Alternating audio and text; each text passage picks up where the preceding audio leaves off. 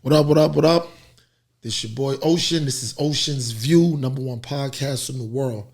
I'm here today. This is a rare occasion to be here today with my man Willie Negro on the boards and co-starring. What up, what up? Yeah, as you know, it's going to be us two tonight because this is how we do. We hold it down, but we got a lot to talk about. Have a lot to unpack on this. It's kind of nice out now. It's kind of nice. It's still nice out. Still need a jacket. Still need a jacket. It's a little brisk, but that weather's going to be breaking soon. And when the weather breaks, so does a lot of people's attitudes, a lot of ways on how they move.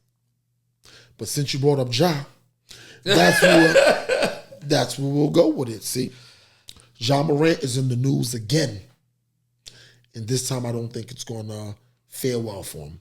Ja Morant, starting point guard for the Memphis Grizzlies, he got a smack on the wrist during the season for brandishing A couple of months ago for brandishing a gun on Instagram Live while he was out at the club. Had his jewelry on and stuff, bare chested. He's just showing the gun and everything. So the NBA, Adam Silver, the commissioner, gave him a slap on the wrist. Mm-hmm. Gave him a slap on the wrist. 8 games, said, don't do that again. And here we are, less than probably 2 months ago. He's back at it. Ja Morant he was caught on somebody else's Instagram Live. His best friend, I forgot his name, but he was on his Instagram Live, and he comes into the vehicle, turning up and whatever they're doing, and he digs down to the seat and puts up the gun right like this, and he starts dancing. And the crazy thing is his best friend actually put the camera down quick. Yeah. Now, I applaud him for that because he was like, what are you doing? Right. You already know I'm live, and then you grab the gun. Because they tried to blame the friend because they were talking about the company he keeps. And I'm pretty sure it's some things that they can do better. But I know for a fact I got to defend the friend on that one. He put that camera down, and all you saw was you just heard like, and he dropped it because he's like, what are you doing? Yeah, that's the problem with the kids now. Back when we first started with the phones, we would record something and then look at it before we put it out. Now that you can go live, you just do crazy. I'm sure the friend was like, what the hell is wrong with you? You know what I mean? Like, what the fuck? What are you doing? Because they was, turning up like young kids do to some NBA young boy. And he just gonna put the gun up for what? That's my problem. For what? Like, what you're not making a video. Well, let's give a little context. A little context to Ja's things. This is the second incident with a gun on film. Right. He had another incident where he got into it with a high school kid. Right. Where he went and got a gun. Yeah. Then he had another incident when his mother called him down to the Foot Locker. Yeah. Because I can't imagine somebody trying to step to his mom's. Even if they did, not saying it's right. Right. Mama, that's still your son. Your rich, wealthy son. What do you want him to do? Come down there and fight or shoot somebody over you? Now, granted, when it comes to your mother, that's a totally different feel because never mind the money, it's your mother. Mm-hmm. But you got to be smarter than that. You weren't in harm's way.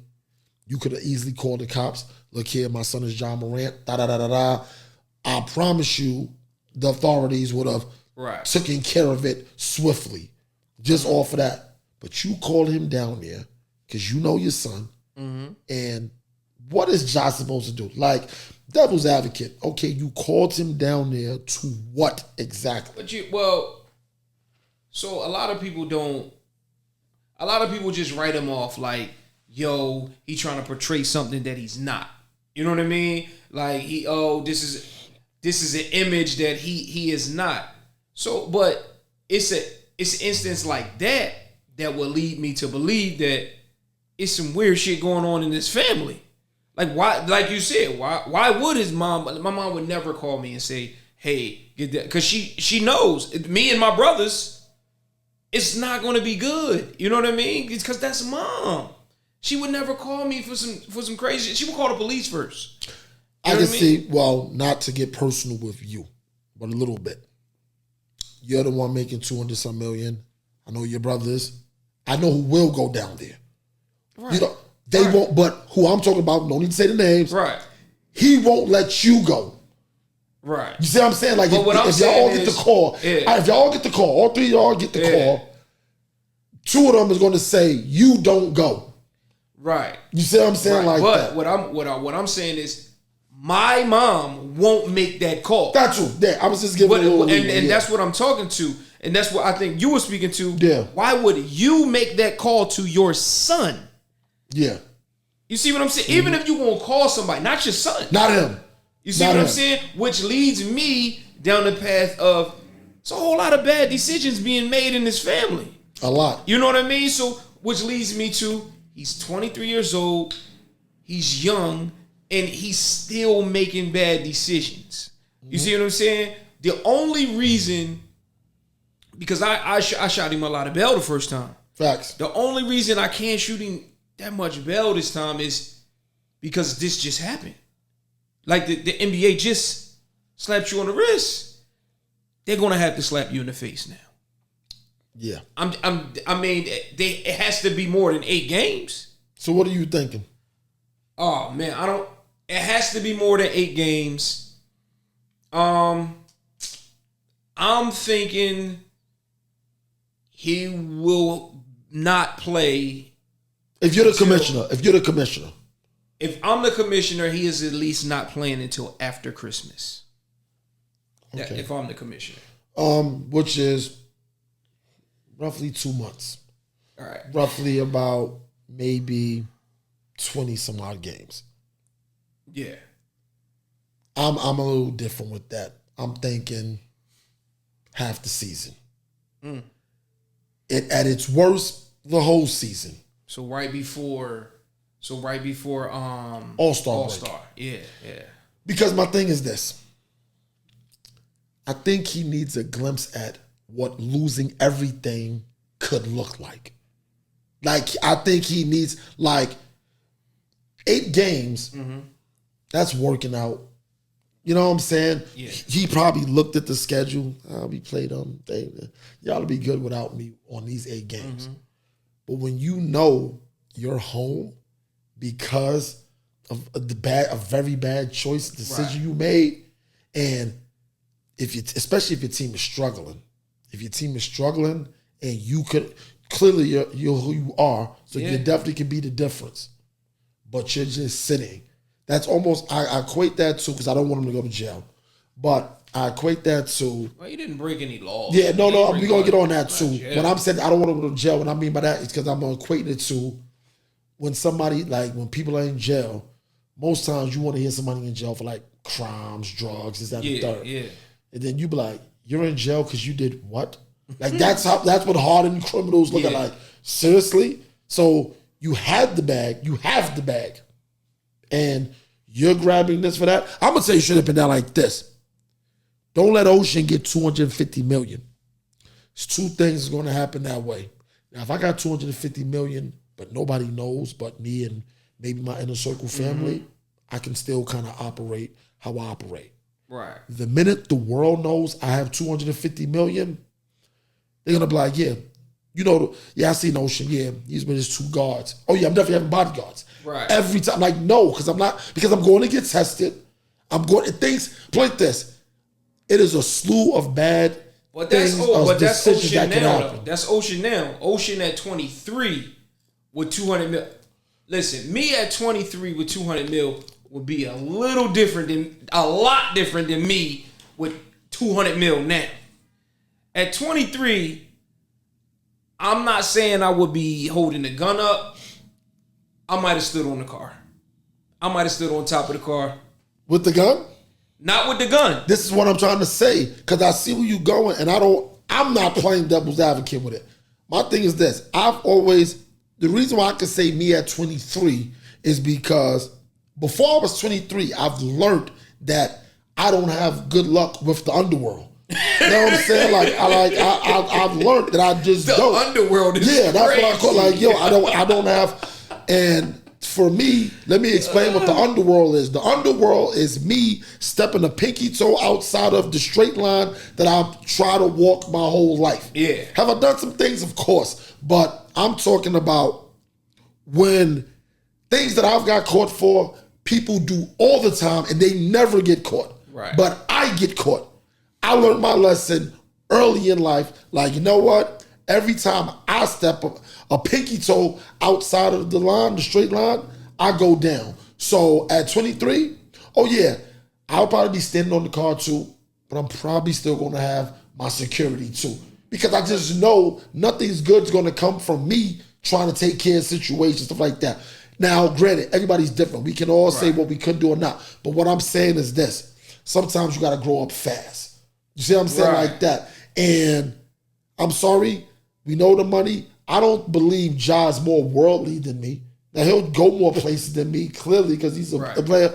But he doesn't look at life how I've seen it and things like that. Now, granted, I'm double his age, so I get it. Right. But at the same time, you got parents, you got people around. And that goes to what you were saying about somebody has got to be the voice of reason. And it's seeming that nobody's being the voice of reason. Yeah, because I really do I look at Ja and for all the craziness he gets into, and then I look over and see that his pop is at every game. I'm like, yo, what are you doing? Like, you can't keep him away from none of this. Like, I don't know. And you know, he at the game, he cheering him on just like a dad should do. Mm-hmm. But also, like, if you gonna be there, be there. First off, his pops almost got beat up by Shannon Sharp. Let's not gloss over that. You know what I'm saying? Like that. Because I finally saw the video when Sharp, and this nigga Shannon Sharp was like, I bet you don't. And I know what that I bet you don't. Because John Pops probably said something to him like, yo, I'm going to put hands on you. And Shannon Sharp is like, please, don't let me go gridiron on you. You know what I'm saying? But I say all that to say, I know my fair share of people that's in the NBA, professional athletes and all things like that, actors or whatever. I've seen some conversations between those people and their immediate circle. Mm-hmm. And let's just say I've seen people get talked to crazily because they're the ones that's flipping the bill for everything.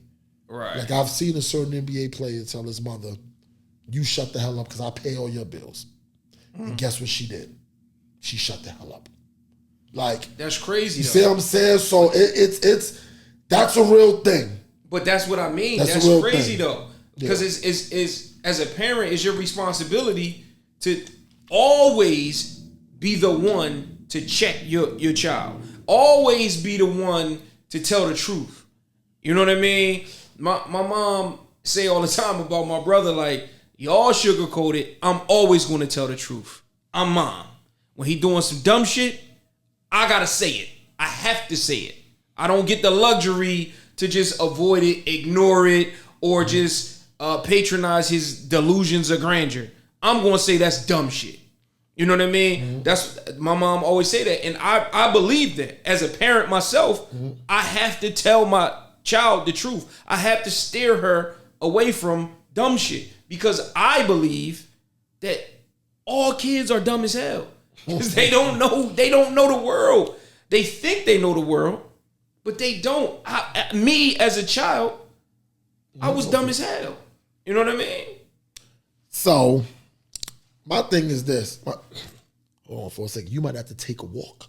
You know, why I said no. We're gonna keep all this going because that's why they're dimming. Yeah. Or whatever. So, but anyway, the whole thing is this.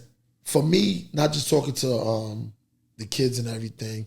I think I talk to people a certain way because I'm going to allow you to continue to make your own decision, but I don't want you to say nobody never told you that these things could happen. Right. That's my biggest thing. Right. Okay, at the end of the day, you still have to make a decision, but these are some of the things that can occur during this. You still got to make a decision. Kind of what T.I. said about his son. T.I. said about his son, I can only tell him but so much. Some stuff he just gonna have to figure out on his own. Like he gonna have to just take what come with it. What comes with it. You know what I mean? If he want to go down that path, I can only steer him but so far. When you're a man, you're a man. Let me be a little honest about this. And I know some people are going to see this and be like, well, that's just jealousy. I'll put it, might be a little bit of envious. Envy, excuse me. I'm envious of people that continue to get opportunity after opportunity, and somehow they blow them. Now, this is not Ja, but he's had other instances. Yeah. And he's starting to blow a lot of things. They already took his shoe off of Nike. He's not going to get any more endorsements, at least for the next 2-3 years. Right. Now, he's going to get his money because contracts are real. Mm-hmm. But he's not going to get any endorsements because nobody's going to touch him. What can he serve up to? But this is my thing. The reason why I said I'm envious of that is because people go through their whole lives. People live and they die and never got that one great opportunity. Right. And here you are, not just Ja, this is anybody. Anybody, yeah. That you get these opportunities and you continuously blow them. I don't respect it. I'm disgusted. I'm just looking like, you know what? You don't appreciate it. So you need to see how it looks when it's taken away. You see what I'm saying? Like that. You got people working 9 to 5s, busting their butt, trying to go up that ladder and everything and get looked over. People get looked over for promotions and jobs and all kind of things every single day. And here we are, people. But you know what a lot of that is too? Those professional athletes, and I can't say entertainers because that's a little different, but the professional athletes, they've never really had to be accountable for things. Even the levels I said, and I want you to talk to it too. We've all know athletes that didn't go to class. Right. We all know athletes that just didn't do a whole lot of things that we were doing coming up because they were great in whatever field they were on. It's privilege. It's privilege. It's privilege. They have certain privileges. You know what I mean? I know athletes I went to school with that didn't go to class. I know athletes who didn't show up until the season started.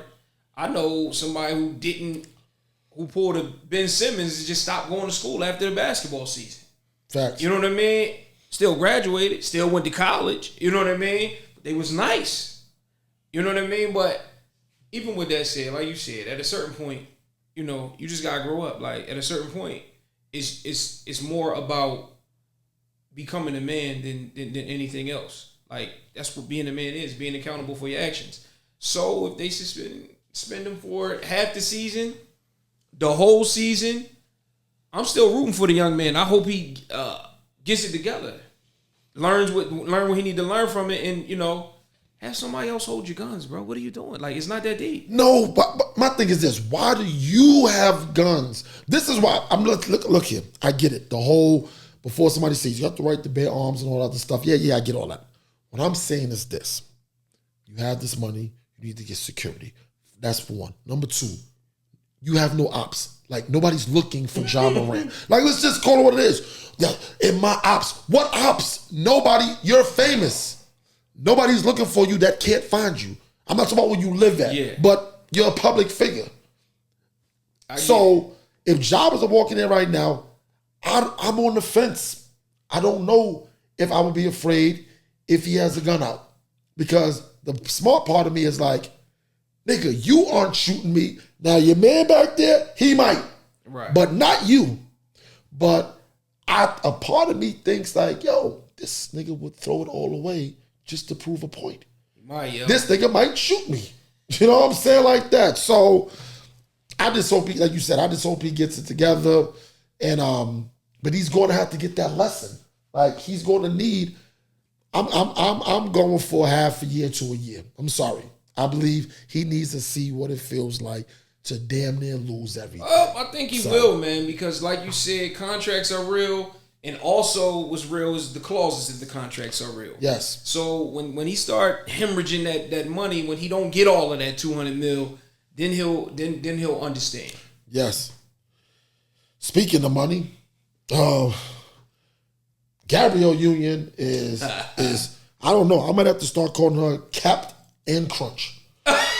And Yeah, because she's on some other stuff. She's on some other stuff right now, and I'm going to find the clip and I must play it because I want the audience to understand clearly where she's coming from and what kind of capness it is. Of security and that the work is coming, and as long as I keep knocking it out, there's going to be more, and there isn't this sort of sense of the rug is could still be pulled out. I struggle with that still, just because I think I just have more responsibilities, for my money. So I get nervous, like, oh God, that movie didn't open, well, what does that mean? Am I going to have enough to hold everybody up? And everyone's like, it's coming, like, calm down. And I'm trying to find peace in the journey, not using my anxiety and scarcity mindset to be my engine, which is hard. It's weird to say I'm head of household because in this household, we split everything 50-50. But in the other households that each of us have to support, it puts there's always this like gorilla on your back that it is like, you better work, you better work. You gonna sleep in? Somebody might not eat. You better work. Listen. And I can't answer no more of that shit. What is your first thoughts when you hear this? Get the hell out of my damn face. I'm not buying none of that shit. Like, no, I don't like this. First off, she was a hard listen because she was trying so hard to cap with everything she's talking about. First off, for those that didn't know who that was Gabby Union Wade, who is married to Dwayne Wade, the ex-NBA star, Hall of Famer, top 75 player, Dwayne Wade, who's worth north of about $175 to $200 million. Now, I believe Gabrielle Union, if I had to guess off top, she might be worth $40 million. And I'm only saying that in comparison to his money, like that. But it's still $40 million. So let's just say together that's $240 million. Dwayne Wade has kids outside of them with another woman, his ex and everything. I guess his ex-wife and everything. So when she was talking about the two households that they take care of outside of their own. Look here, I don't know Dwayne Wade. Gave him a handshake a few times when I seen him. I don't see Dwayne Wade or any NBA player that's making that kind of money, NFL, NHL, anything, being married and going 50-50 with their wife. First off, play this, because I know you got a lot to say. How the hell do you go 50-50? I know how you go 50-50 on my level. I'm just saying, I can see how that can be done. Yeah. But when you're living in these $1 million houses with these outlandish gas and electric bills and cars and first off, you ain't paying no car note. That's for one. You know why you're not paying the car note? Because there's no car note. Paying for the car, yeah. There's no car note. You're paying insurance, gas and electric. I don't believe you have a mortgage. I think you have property tax. That's it. So a lot of people do have more. A lot of rich people do have more. The first thing I thought about was, one, what kind of bills do you have?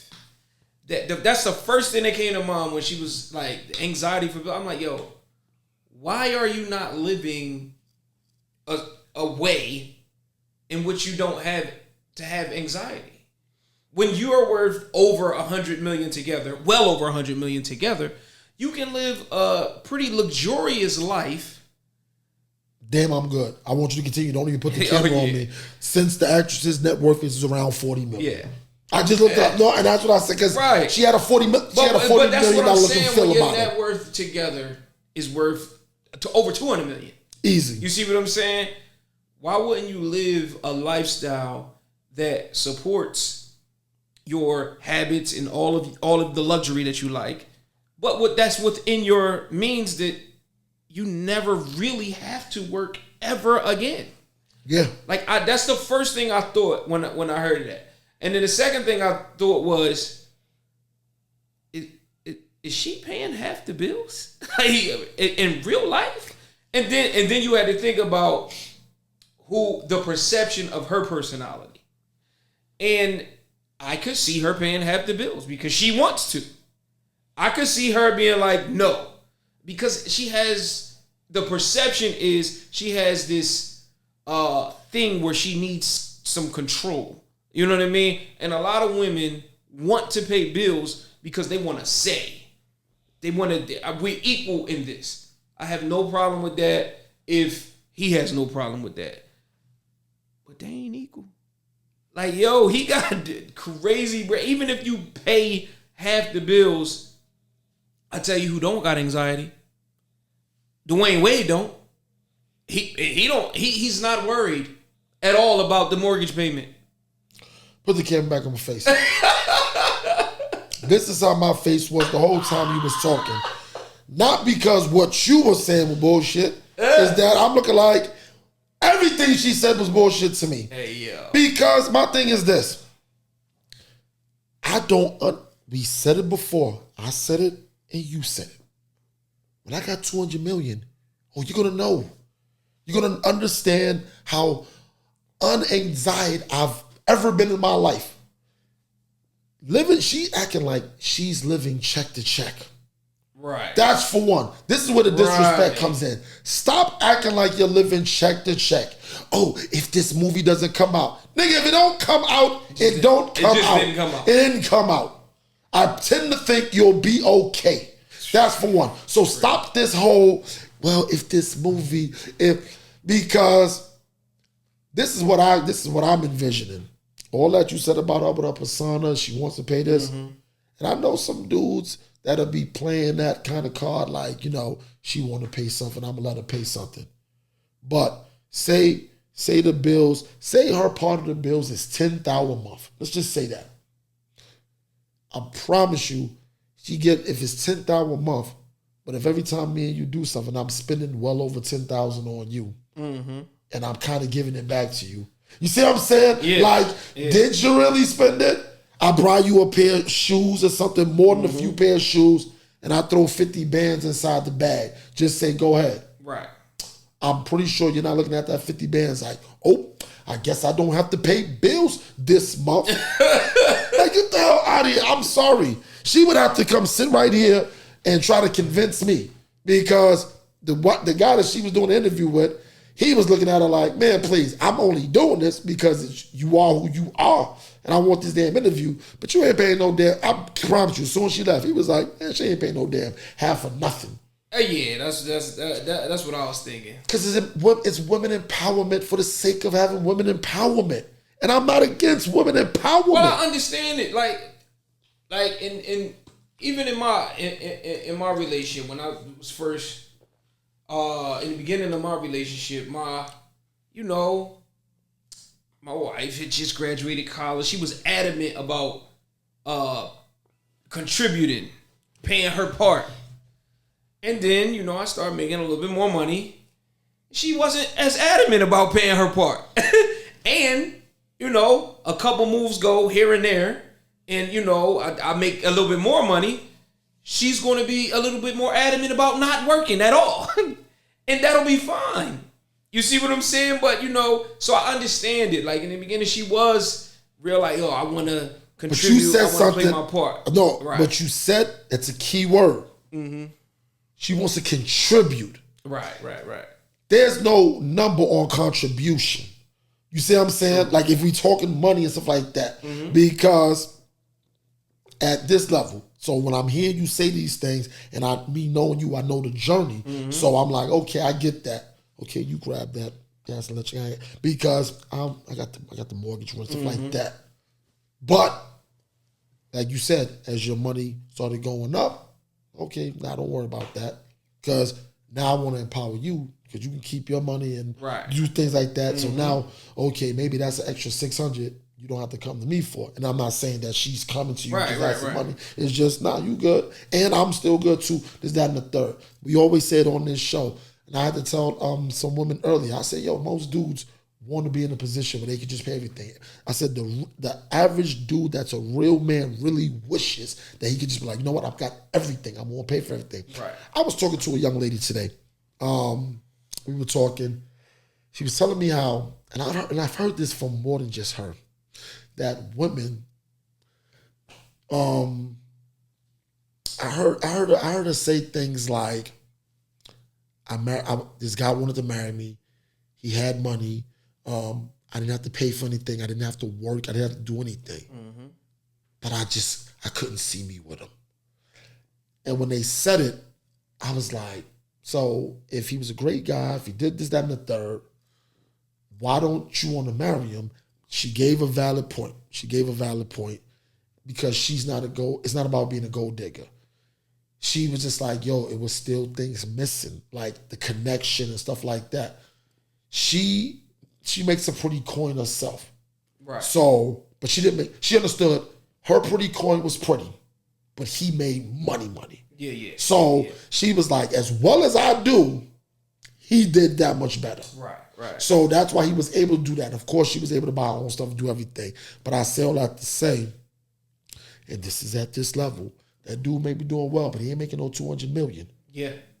And she was like, my contribution, that's why when you brought up the word contribution, because that's a different thing. Going to having a contribution are two different things. 100%. You see what I'm saying? Like that. So I don't understand. I can't say I can't understand what Gabby went. I'm pretty sure Dwayne Wade was like, yeah, good interview. You know what I'm saying? Like he probably just was like, somehow to me, Dwayne Wade looks like he chooses to not argue with her ever. I don't know their relationship, but he looks like he just tries not to say anything. You know, they got Zaya. That's the is he transgender? Yes. Yes. So I don't see Dwayne Wade. Dwayne Wade was raised by women too, because he always talks about his sister and his mother, and he got this. So he has a certain level of respect for women and things anyway.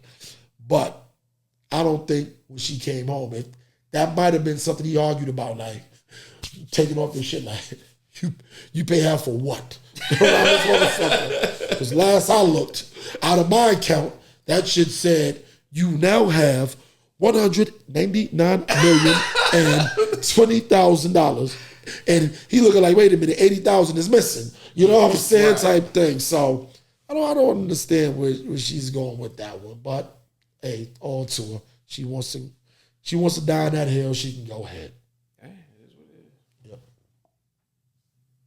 I just heard something crazy, and we have to unpack this too, because I'm not even gonna preface it. I'm just gonna let the fans hear, and we're not gonna play the whole clip because it's kind of long, but we're gonna play enough so you get the gist of what's really going on. Stepdaughter's wedding because her real daddy is the one that's gonna walk her down the aisle. So let me tell you guys about my stepdaughter, all right? She wants her real daddy to walk her down the aisle. Now let me give you a little backstory on me and my stepdaughter. She just graduated from university, which I paid for. Now, she went to an in-state university, but it still cost me about $40,000. Now, I also bought her a car. I bought her a car straight after high school. That way she could go back and forth to school. I bought her a car. She still lives with me and her mother. She does not have a job. Now, she's set to be married on August the 8th. And for the past 6 months, that's all her and her mother been talking about doing. Being occupied with, being consumed most of their time. Now, her daddy, he don't contribute to not 1 cent on her. Not her education, not child support, which is partly her mother's fault because, you know, she didn't fight for that.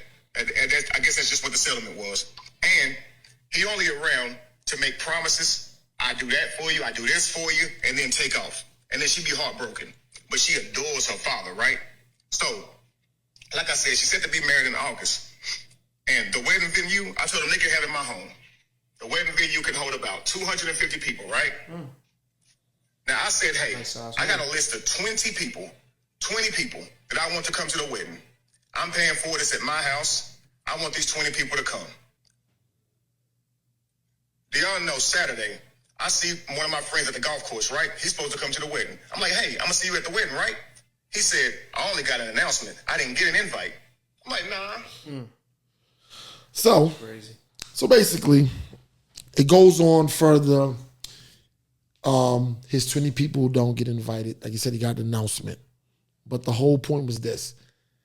The daughter wanted the biological father to give her away. They had, the wedding toast and everything, the pre-toast and everything. And she was praising the biological father. So this guy winds up saying basically, well, since everything has had to be him, because he said that was his tail end, that was his wit's end. Right. He pulled back all financial responsibility and everything else. He said, well, let him handle it. And the mother actually got upset with him. But I wanted you to go a little more into it because you have more in depth. All right, so yeah, basically, she wanted the biological dad to give her away. He been in her life for 10 years. Mm-hmm. It's not actually his stepdaughter. That's his girlfriend's daughter. His girlfriend who he's been with for over 10 years.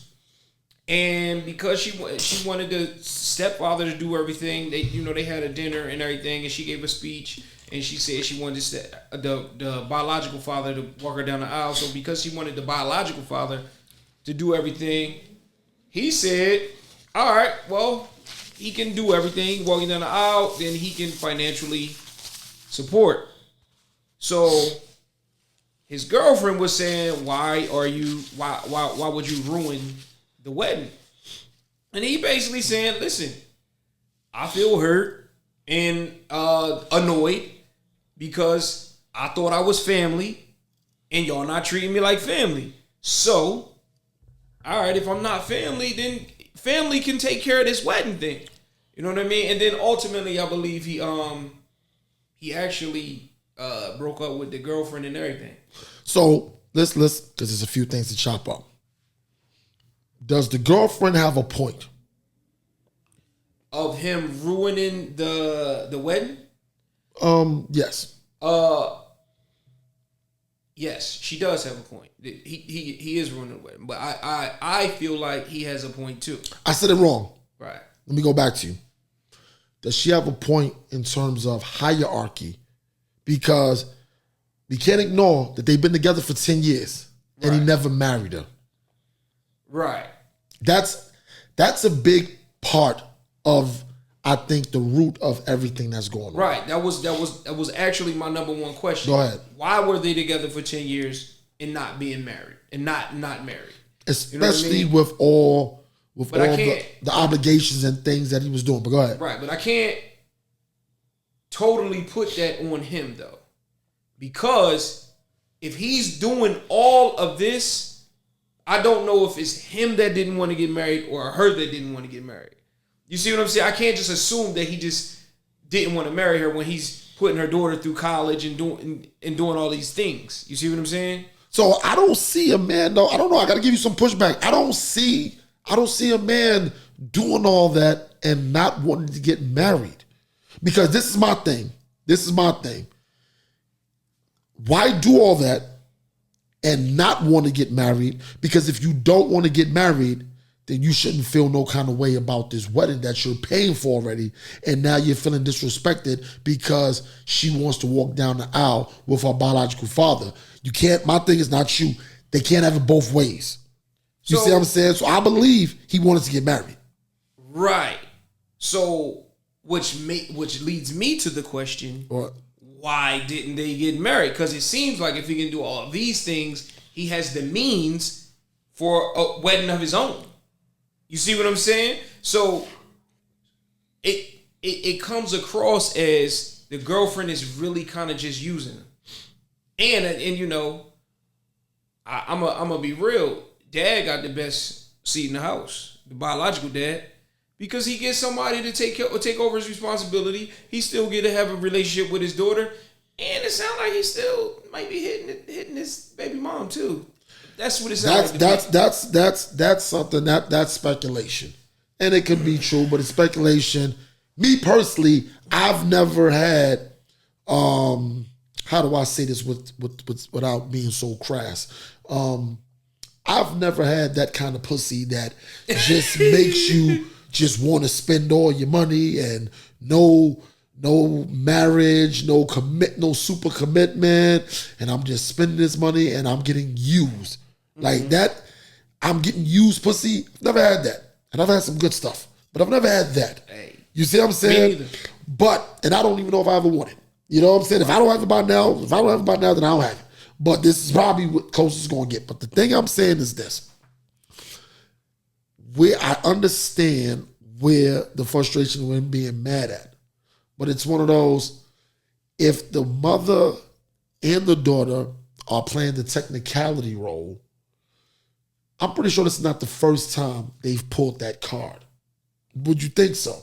Would you believe this the first time it kind of went that way? I don't know if it's the first time, but I think that this is a situation in which they had an opportunity to acknowledge and show appreciation for the things that he's done. And I think that he felt slighted by them acknowledging the biological father. You see what I'm saying? Because if you're using my house, my venue, my money, my everything, I think he feel like I'm the one that really kind of raised you. That's what he feels like. He's looking at her because, like I said, he calls her his stepdaughter. She is not.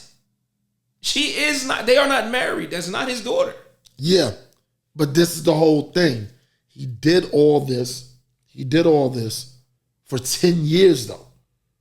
That's the real thing. So I'm looking like, right. To me, this wedding is the climax. Right. So I'm speaking the culmination of 10 years. Go ahead. I was speaking to his feeling. All right. He feels like this is his daughter. Okay. Like, I've been doing this for 10 years. Like, I put you through school. I did all of this for the last 10 years. And I feel like you are my child. And you just not acknowledging that at all. And in this moment, you giving it all to your biological father that did not do these things. And what he said, it just had broken promise after broken promise. This is the crazy thing, though.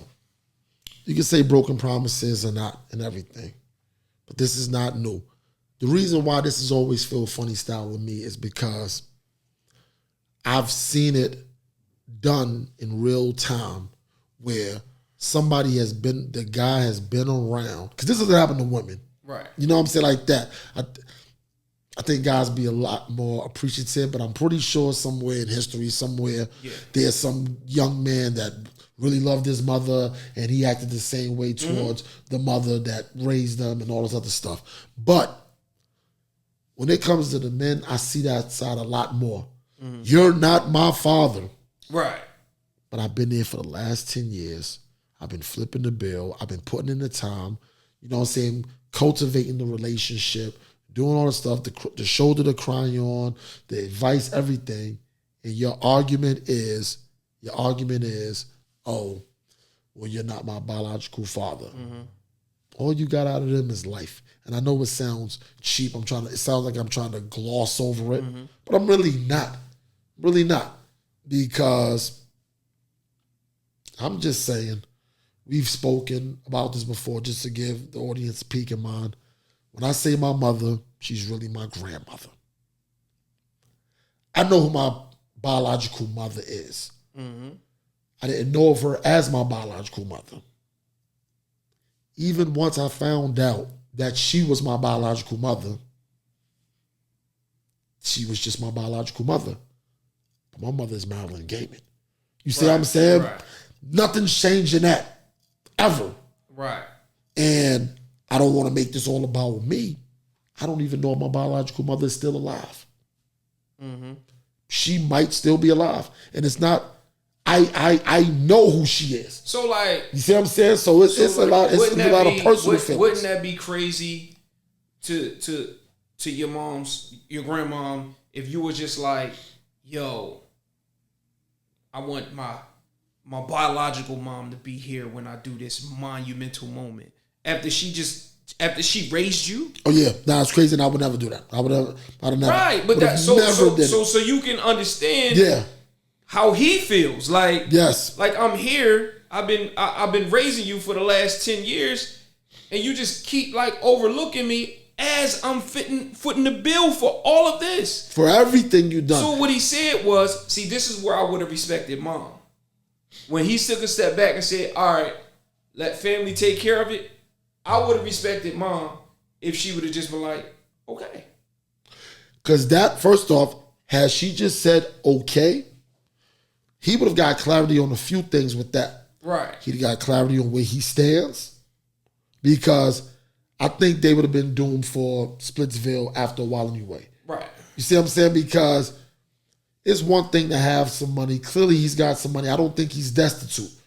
You're not paying $40,000 for school and you working just off of breaking your back. Right. You know what I'm saying? So he got some bread. Whatever he's doing, it's working. And things like that. He has plethora of it. Fine. But I think with that whole situation, the fact that it's been 10 years, nobody's ever got married, no real commitment, because marriage is deeper than just the name on the paper. Right. It's insurances. It's part of this is just in case something happened to me. This is a lot of stuff. So you mean to tell me, so you ready for this guy just to walk out your life just arbitrarily because he feels slighted as he should, and you're just kind of like, oh well, and that's it. But I promise you, the mother was saying some stuff to the daughter this whole time. Like what? I think, and this is all speculation, I'm pretty sure she always was like, you know your daddy loves you, talking about the real biological one, and this, that, and the third. Yeah, he wants to see you, such and such and such. But it made 1,000,001 excuses for him. 100%. Or while reaping the benefits of being with, we can't even call him stepdad, because he's not the stepdad. Right. I think mom kind of took her boyfriend for granted, man. I think it's a little bit disrespectful for her to say, yo, you ruining, why would you just ruin her wedding? Like, I don't have to, I'm not ruining anything. Like, you can do it. Like, handle it. How am I ruining something? Like, yo, y'all can do this without me. I think she took him for granted. I think that the daughter took him for granted too. But kids take everything for granted, though. Mm-hmm. You know what I mean? And when I say kids, I mean, you know what I mean, 20-year-olds, all that. You know what I mean? They take everything for granted. Mm-hmm. You know what I mean? So I understand where he was coming from, and I think I would feel disrespected too. I would feel crazy. Like, yo, he said he wanted to felt like fighting my man.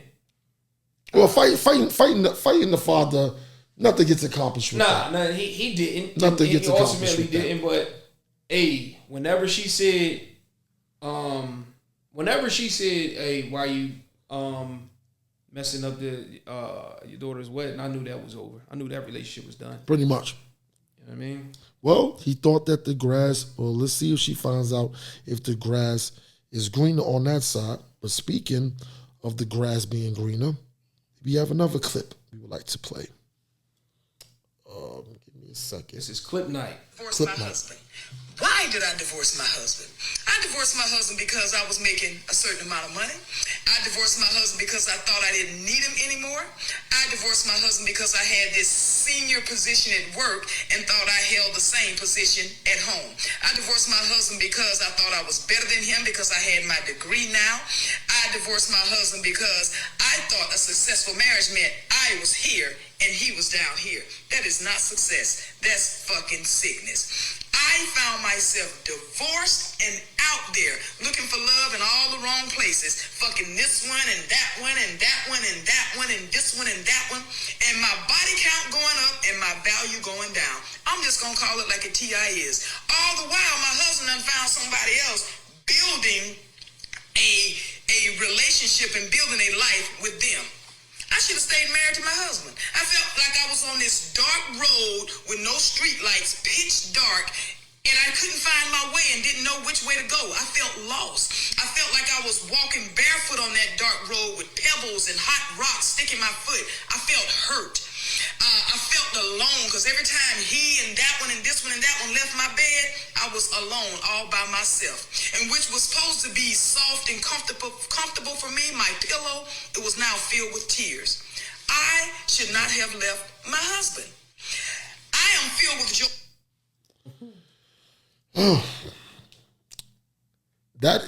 If that's not the grass being greener, or the pot calling the kettle, or the kettle calling the pot, whatever you want to say, any colloquialism you want to come up with.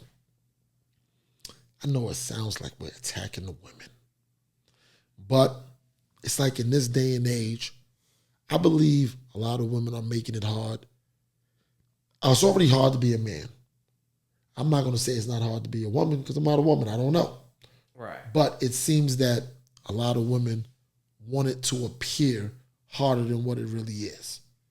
Because this whole thing about who's better, that's what I think is a lot of the downfalls with relationships.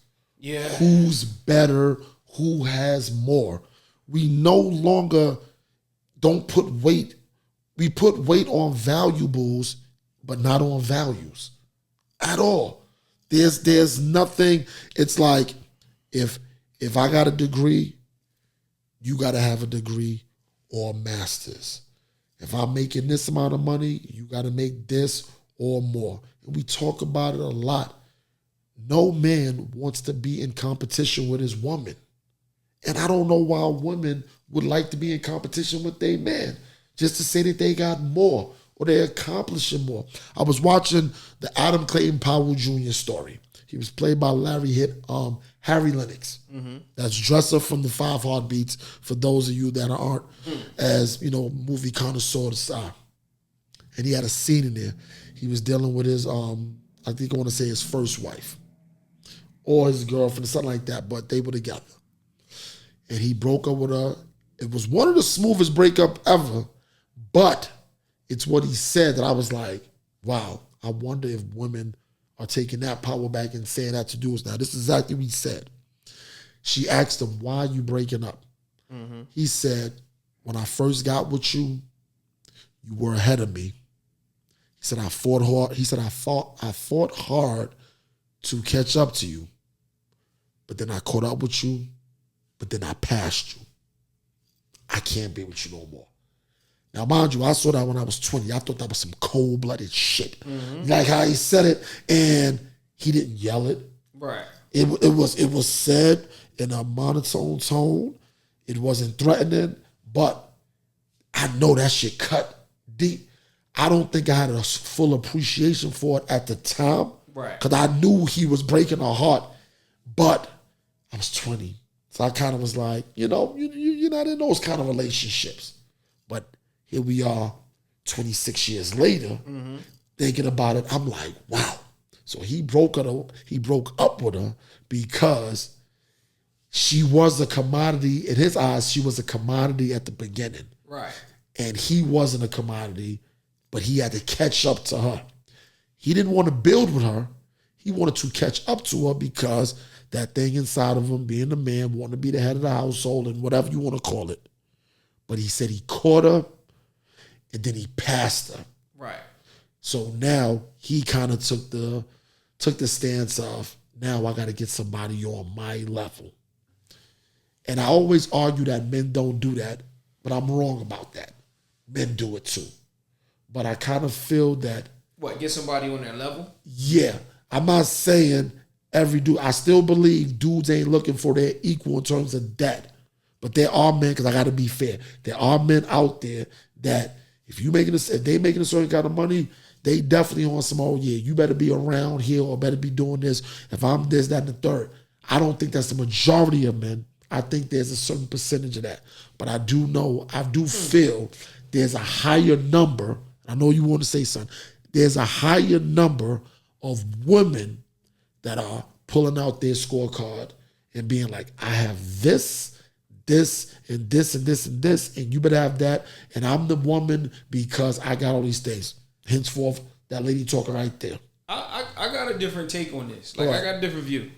So, I don't necessarily think So people value different things at different stages in their life.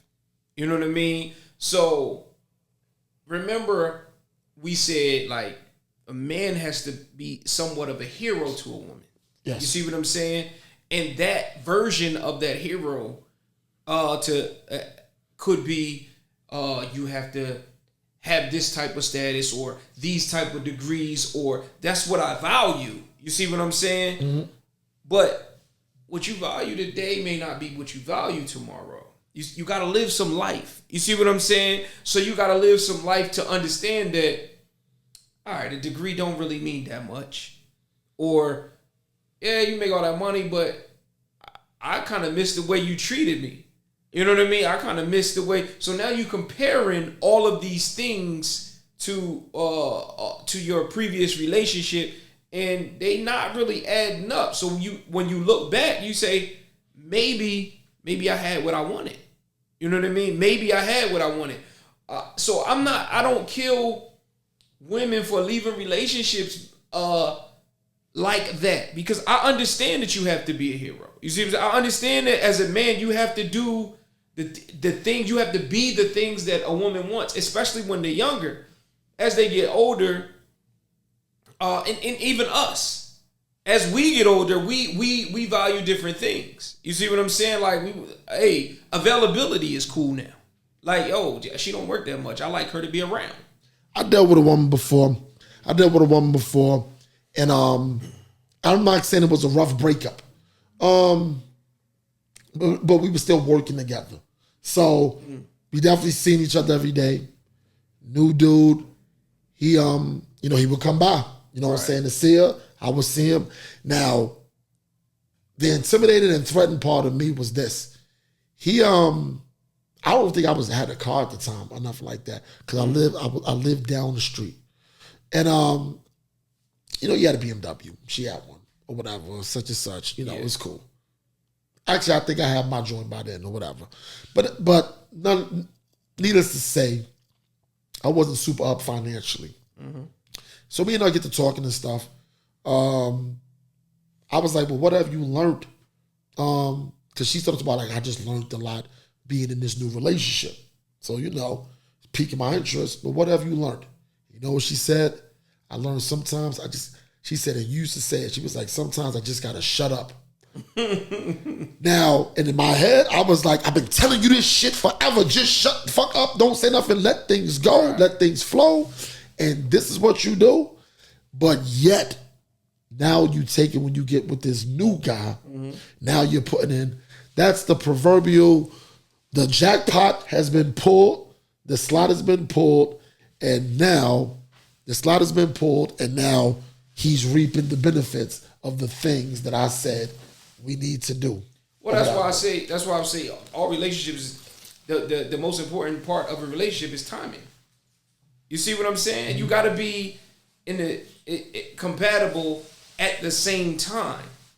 You see what I'm saying? That's why, for example, I think women are a few years mature than men. That's why I think a lot of men date younger women. You know what I mean? They're ready for a relationship before men are, in my opinion. I think that, at 23, 24, a man is not ready for a relationship at all. Unless you're in the service. Service niggas. Not even in the service. I'm not saying all of them, but a lot of times, them dudes be getting in relationships while they serving the country and all this crazy shit, because that's what they want to come back to. But they're not ready for it. That's why a lot of them don't work. They aren't even in real relationships at that point. Where the fuck did you come Hey, what's up, guys? How you doing? Obviously, Nice didn't get the memo about Burgundy, right? Because he didn't fucking wear his. Like, where's yours? Hey, just got here. Hey, let's go. Just thought I'd chime in. Hey, how we doing? Like, gonna come in the last 10 minutes. Yeah, hey. Crazy. So what I'm saying is this.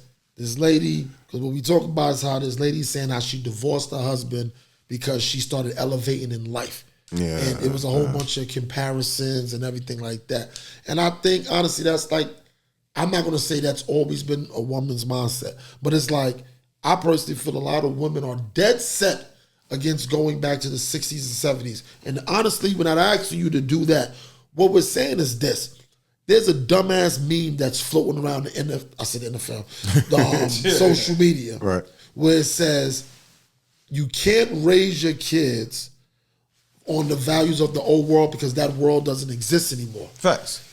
Yeah, but you know what I answered on that? Because somebody that? put on my thing. I said, but morals, values, and ethics Never change. are to be taught in any version of the world. Right. You see what I'm saying? Okay. That was my whole thing. Right. And basically, my whole thing with that was, what's the other saying? And I hate them, but it is what it is. You can't teach an old dog new tricks. But you know what the inverse of that is? What? But you could trick a new dog with an old trick. You see what I'm saying? It's pretty much the same thing. We're not asking. Is that a real one though? Nah, that fucked me up. Yeah, it fucked me up too. That's what I'm saying. Like, I need to know That if fucked me that's up a little real. bit. See, these are the times we need Greg, because I need somebody to check that shit. Please run that one back. Please run that one back. Yeah. No. That was a good one. It was a good one. It was a good one. That was And great. It fucked me up a actually, I little need to repeat it so I can go take it and use it elsewhere because it was too quick. This It nigga was too many tricks and O's. Yeah, go ahead. Give me that You one. can't teach your old dog new tricks. But if you trick or treat, then you gotta go. You can trick with an old dog. No. Old dog can get tricked. No. Can't get y'all- fooled twice. Y'all butchered it. All right. What is it? Y'all What want is me it? to say it again? Yeah, please. Pay attention. Please. You can't teach an old dog new tricks, No, I can't do that. but you could trick a new dog with an old trick. Oh, you definitely could do that. I like that. You definitely could trick a ain't new even dog with an old trick. Thank you. That's bars. It is. It's a gym. That's what I need to hit again. I held Yeah. on to that. But I'm just saying, that's literally what it is. But I'm saying, I say all that to say, we're not pushing y'all back to the 60s. Right. But we're not saying just because it's the 60s, some of those things didn't work. You know what I'm saying? Like, even on a smaller version, remember the George Foreman grill? Yeah. Remember Right. not remember, they're still out. You Yeah, know? it was, People use it. I got a proud owner. Exactly. I remember when it first came out, I brought my mother one. It was for Christmas or something, like one of the gifts. Okay. You know how many times she used it? Once. One time. And this is what she did. She used it, and she was like, "Oh no, this is good." Before I was coming back to college, she cleaned it up and put it back in the box and said, "Here, you can take it." Right. Because she just was like, "I don't really see," and it's not that she was older. She was just like, "Okay, this is cool. I understand how to make the burgers, but I'm good with making Right. it how I make pan it." fry Like my joints the way I pan fry you my see what I'm joints. saying? That was it. Right. This is the newest technology. Uh-huh. Everybody else is, she's looking like, I can make the same burger in the same amount of time and less grease and this, that, and the third. It's the same thing. I think a lot of times women are fighting against some of the older values and they're trying to just abolish them and get rid of them. And us guys, we're sitting there like, you know what? There's nothing wrong with that. Yeah, it's we're not trying to like- push you in the stone ages, but like this, we're not saying all you can do is cook, but can you cook something? You know what I'm saying? Like just cook something, please. Yeah, it's I was watching something, and they were saying that everything masculine is toxic. You know what I mean? Just to say that, hey, I need a woman that can cook. That's toxic. You know what I mean? Right. I need a submissive woman. All that's toxic. Yeah, like there are no You know like what I mean? all the gender roles are blurred now, right? Like I don't get Whoa, that. whoa! Gender roles are toxic. Oh, are they? They're toxic. Excuse me. Welcome to the toxic hour. Like no, those kind of things that are needed, are necessary in relationships. Like, I mean, even if let's not say gender roles, let's just say roles. And if you are more inclined to do these kinds of things, then why not do them? I'm not, in judging people's relationships, some people 50-50, some people 90-10. But if that works for you, that works for you. It doesn't need to be so defined. You know what I'm saying? As long as we can take these roles and work them properly, then we should be good, man. This is the thing about the roles to me is this. Had you just said 90-10, not understood what you meant by that. But to me, that 10% is your 50%. That's what you bring. That's if all I need is that. That's what I need. That's what I'm with you for. It's not a 10%. Right. That's a 50%. And maybe, just maybe, that's what Gabby was talking about with Dwayne. You see what I'm saying? I'm hoping. 50, I'm trying to bail out because I still don't believe, and I want to rehash it. I'm just gonna be real. I don't believe. She was talking about bills, bro. She was talking about bills. Money. Exactly. About money. And that's why I don't buy it. Yeah. But the whole thing is this, like you said, whatever your role is, and the whole thing is, it seems like a lot of women lately have been, well, if you don't do this, why should I be submissive? It's like dudes got to earn the submissiveness now.